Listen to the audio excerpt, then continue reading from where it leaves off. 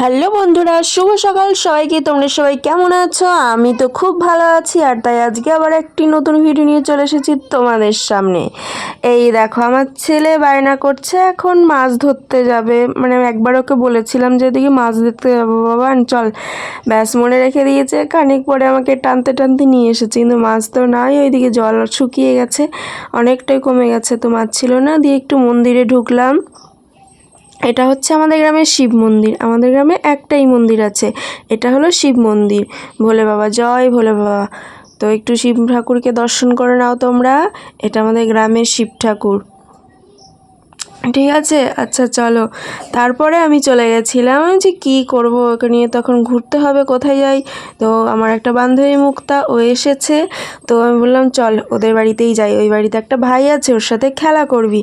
তো বললো ঠিক আছে চলো মা, দিয়ে আমার সাথে চলতে শুরু করে দিল। কিন্তু একটু রোদ ছিল জানো তো, রোদের মধ্যে দিয়েও ওদের বাড়িতে গেলাম।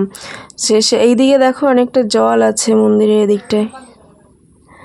তারপরে এই যে এসে গেছি ওদের বাড়িতে, আর এই যে দু ভাই একটা বল নিয়ে খেলা শুরু করে দিয়েছে, টানাটানি। এ বলছে মানে নেবে, আর ও বলছে দেবে না। এই হচ্ছে ব্যাপার, বাচ্চারা এরকমই করে। কেউ খেলতে আসলে জানো তো, যেই খেলনাটা কখনো খেলে না সেটা কেউ ধরলে তখন ওটাই চাই। আমার ছেলেও এরকম করে, আমাদের বাড়িতে কেউ গেলে ওর ওটাই লাগবে, যেটা ধরবে সেটা। তো তারপরে আমি চলে গেছিলাম বাড়ির উদ্দেশ্যে। আসার সময় একটা জেঠিমা আমাকে ডাকলো, দিয়ে আমাকে বসালো। মাইকে একটা কলা দিল খেতে লাগছিল। দিয়ে আর একটা কলা খাওয়ার জন্য বায়না করছিল। আমি বললাম না, এখন তো বাড়ি গিয়ে ভাত খেতে হবে, এখন আর খাওয়া যাবে না।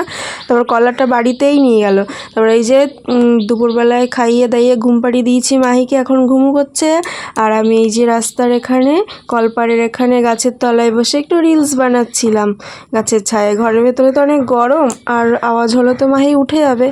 আর তারপরে এই দেখো আমার মা একটু ভেদিয়ে গেছিলো, দিয়ে তারপরে মাহির জন্য একটু কুরকুরে কেক এইসব নিয়ে এসে গেছে দুপুরবেলায়, ছাতা মাথায় দিয়ে রোদের মধ্যে। বাপরে কত রোদ, এর মধ্যে ভেদিয়া থেকে হেঁটে হেঁটে এসেছে মা। বাপরে, ভাবা যায়? আমি তো ঘরে বসেই ঘেমে যাচ্ছি।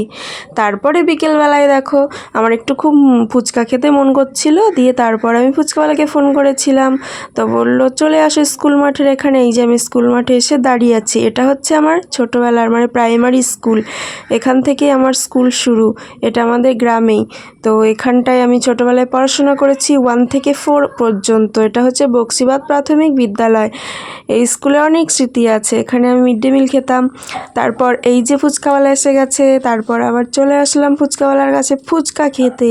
এনার ফুচকা হচ্ছে আমার যত ফুচকা খেয়েছি জীবনে তার থেকে সব থেকে মানে হায়েস্ট ভালো বানায় ইনি। এই ফুচকা একবার যে খাবে অন্য ফুচকা তার মুখেই লাগবে না, খুব ভালো বানায়, টেস্টি পুরো। তারপরে বাড়ির জন্য একটু ঘুগনি নিয়ে চলে আসলাম।